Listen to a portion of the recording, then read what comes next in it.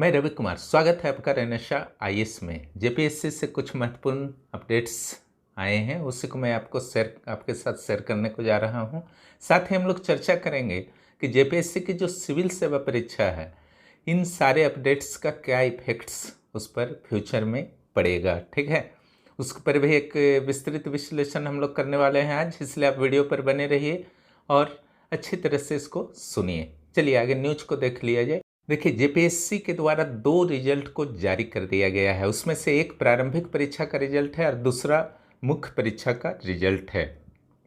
पहले न्यूज को हम लोग पढ़ लेते हैं। झारखंड लोक सेवा आयोग ने झारखंड अभियोजन सेवा के सहायक लोक अभियोजन, जिसे शॉर्ट में एपीपी कहा जाता है, के मुख्य परीक्षा का रिजल्ट शुक्रवार को जारी कर दिया। रिजल्ट देखिए, शुक्रवार को ही जारी होता है जनरली पीटीए मेंस का। ठीक है, क्योंकि उसके बाद 2 दिन जो है आयोग बंद हो जाता है, तो किसी भी तरह के विवाद, धरना प्रदर्शन की संभावना जो है समाप्त हो जाती है। उसके बाद डायरेक्ट सोमवार को आयोग खुलता है। इसलिए एक रूल सा बन गया है बिहार झारखंड में कि शुक्रवार को जो है रिजल्ट जारी होता है।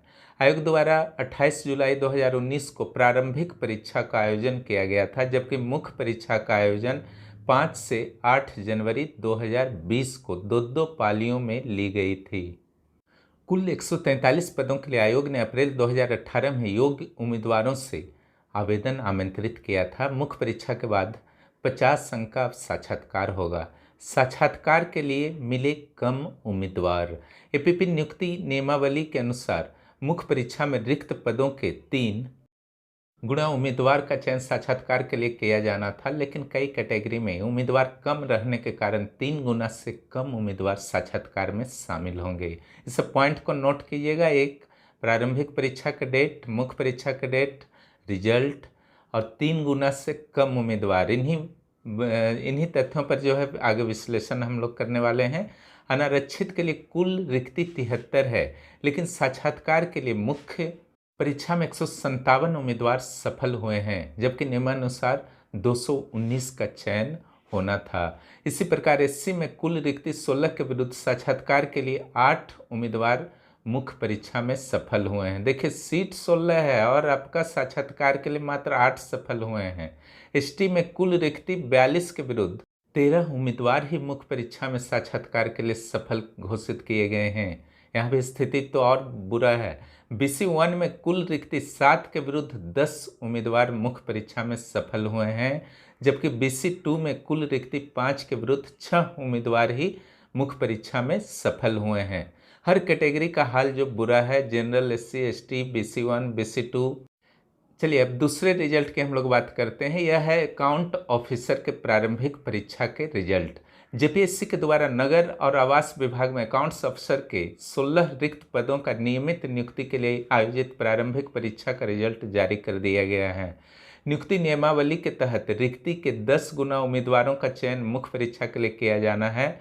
आयोग द्वारा 166 उम्मीदवारों का चयन मुख्य परीक्षा के लिए किया गया है। 6 जो एक्स्ट्रा आप देख रहे हैं लास्ट में, जो समान अंक 5-6 अभ्यर्थियों के आ गए थे, इसलिए 166 लिए गए हैं, अन्यथा जो है 160 ही होता। 23 फरवरी 2020 को 2 पालियों में यह परीक्षा हुई थी। अब चयनितों को मुख्य परीक्षा और इंटरव्यू में शामिल होना है। देखिए, यह आज प्रभात खबर में आया था। इस कंप्लीट न्यूज को भी मैं शेयर करता हूं। अब इस न्यूज का आपका जेपीएससी सिविल सेवा के लिए क्या महत्व है, उस पर हम लोग चलिए विश्लेषण और चर्चा करते हैं। तो देखिए, सबसे पहले आपने देखा कि सहायक अभियोजन अधिकारी की प्रारंभिक परीक्षा जुलाई 2019 में हुई थी और उसकी मुख्य परीक्षा जो हुई जनवरी 2020 में। और ये जो प्रारंभिक परीक्षा हुई थी वह जुलाई के अंतिम सप्ताह में 28 जुलाई को हुई थी, और मुख्य परीक्षा जो हुआ वो जनवरी के पहले सप्ताह 8 जनवरी से शुरू हुआ है। यानी कि अगर आप काउंट करें तो जुलाई और जनवरी को आप छोड़ दीजिए तो अगस्त, सितंबर, अक्टूबर, नवंबर, दिसंबर 5 महीना जो मिला प्रारंभिक परीक्षा के बाद मुख्य परीक्षा की तैयारी का। तो आप आशा रख सकते हैं जेपीएससी आपको देगा। प्रारंभिक परीक्षा जब भी होगा उसके बाद 5 मंथ्स का समय जो है आपके मुख्य परीक्षा के लिए निश्चित रूप से मिलेंगे। बहुत घटा तो आपका 4 महीना होगा, उससे कम नहीं मिलेगा। ठीक है। एक दूसरी जो सामान्य जानकारी प्राप्त होती है कि 23 फरवरी को अकाउंट ऑफिसर के प्रारंभिक परीक्षा हुए थे और उसके रिजल्ट जो हैं कल जारी किए गए हैं, यानी कि मई के अंतिम सप्ताह में। तो फरवरी के अंतिम सप्ताह से अगर आप काउंट करते हैं तो फरवरी, मार्च, अप्रैल, मई, लगभग 2.5 से 3 महीने में सामान्य रूप से जेपीएससी के द्वारा प्रारंभिक परीक्षा का रिजल्ट दे दिया जाता है और उसके बाद मेंस के लिए 4 महीना दिया जाता है। यानी कि जो मैं कहना चाहता हूँ, सीधी सी बात है कि आपको प्रारंभिक परीक्षा के बाद लगभग 5 से 6 माह समय जो है मिल सकते हैं तैयारी के लिए। वह काफ़ी होगा आपकी मुख्य परीक्षा की तैयारी के लिए। अतः तनाव एकदम छोड़ दीजिए और धुआंधार तैयारी कीजिए जेपीएससी प्रारंभिक परीक्षा का।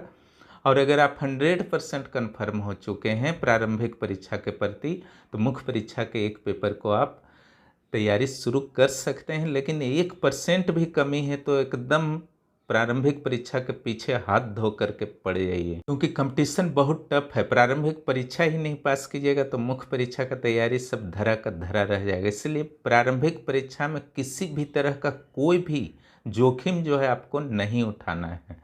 चलिए, ये तो पहला पॉइंट था आज।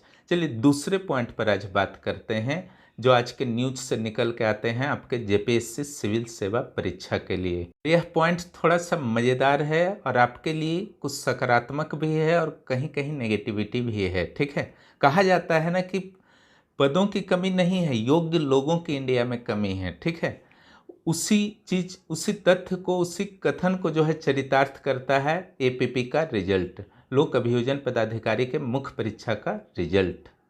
सहायक अभियोजन की परीक्षा कुल 143 पदों के लिए ली गई थी। उसमें जनरल के पद थे 73। ओके, और इस 73 के विरुद्ध इंटरव्यू में कितना कॉल होना था? 219 अभ्यर्थियों को, लेकिन हुए कितने? 157। ठीक है, यानी कि उनके पास अगर योग्यता होता तो 219 में बहुत सारे कैंडिडेट्स आ सकते थे, लेकिन नहीं हुआ। जनरल में भी है, जनरल में जो हाल है बाकी कैटेगरी में भी वही हाल है। देखिए, मैं आंकड़े को समझा रहा हूँ। अनुसूचित जाति वर्ग में कुल 16 पद आरक्षित थे, जिसमें से मात्र 8 का ही कॉल हो पाया है आपका इंटरव्यू के लिए। उसी तरह अनुसूचित जनजाति यानी कि एसटी के लिए जो रिजर्व सीट थे उनकी संख्या 42 थी।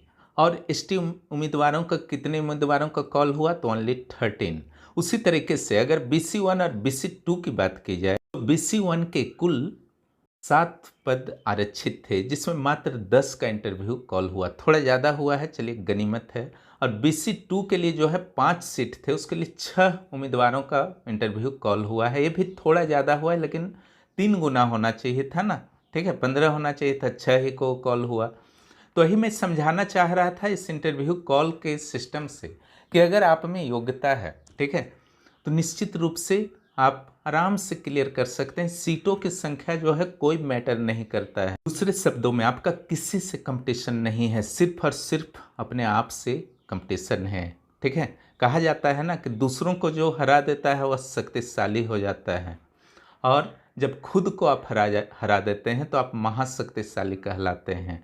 उसी तथ्य को जो है यह चरितार्थ करता है। अपनी कमजोरियों पर विजय प्राप्त कीजिए, और जो भी सिलेबस, जेपीएससी ने तो सिलेबस दे दिया है, आप उसको अच्छी तरह से फिनिश कीजिए। फिर नहीं होगा तब ना बोलिएगा, आप सिलेबस से आधा अधूरा फिनिश करके जाइएगा, तब फिर किसी से शिकायत करने का कोई मतलब नहीं है। ठीक है, स्थिति जेपीएससी में भी यही होती है, लेकिन आपको लगता होगा कि नहीं यहाँ तो कॉल हो जाता है कंप्लीट, जितना सीट 100 सीट है तो 300 लोगों का आराम से कॉल हो जाता है।